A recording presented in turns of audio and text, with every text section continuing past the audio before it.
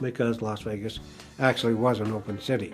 And that meant the Chicago mob, the Detroit mob, the New York mob, Kansas City mob, they could all operate here freely and not run into each other. So while I had one unit that was gathering the intelligence on the Kansas City mob, our actionable unit was out chasing Tony Spilotro. So we had mob connections from New York City, from Chicago, from Kansas City, from Cleveland, from Detroit, all in Las Vegas. And we found out that Tony Spilotro had been sleeping with Jerry Rosenthal. And therein lied the rub. And that was a no-no for Tony Spilotro. That was not what he was supposed to do by the codes of the mob.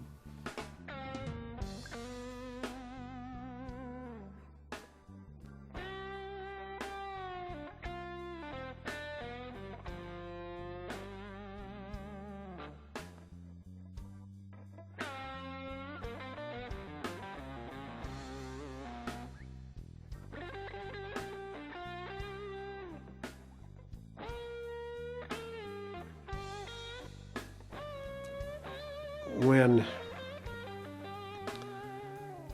we had shot the Bluestein kid, or two of my men had shot the Bluestein kid, why, there was a contract put out, and a mob member came in through Denver, bought a gun in Denver, and came to Las Vegas. We happened to have an informant in the room when he reported in. So we found out about him. So we surveilled him 24 hours a day, and tensions were high. So that's when I left and went to Chicago and talked to him about calling the contract off, or if there was a contract, what would happen if it was executed. I went to 5 of the mob bosses' homes and knocked on the door early in the morning. And after the first one, none of them was home. So I left messages, and then I went to Dorfman's office, who was the insurance guy that I knew was connected. So I told him what I was going to tell them. I was going to tell them if they kill my men, I was going to come out to Chicago with 40 men and was going to kill everything that moved, walked, or crawled around these 5 houses. And I gave him the addresses, so he knew that I knew where they lived. So while I was in my hotel room that night, I got a call from an attorney that was representing the mobsters. He says, "We're having a meeting tonight."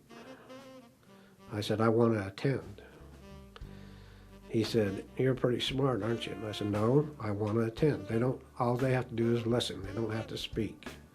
I just want them to hear what I have to say." He said, "I'll tell you what, we're going to meet. You can't be there, but if you get a message, 'Have a safe journey home, Commander,' you'll know there's no contract." I said, "Okay, whatever." So about 2 o'clock in the morning, I got a phone call, and the voice on the other end of the line was not the attorney, but he said, "Have a safe journey home, Commander." And so I went back to sleep and got up in the morning and left.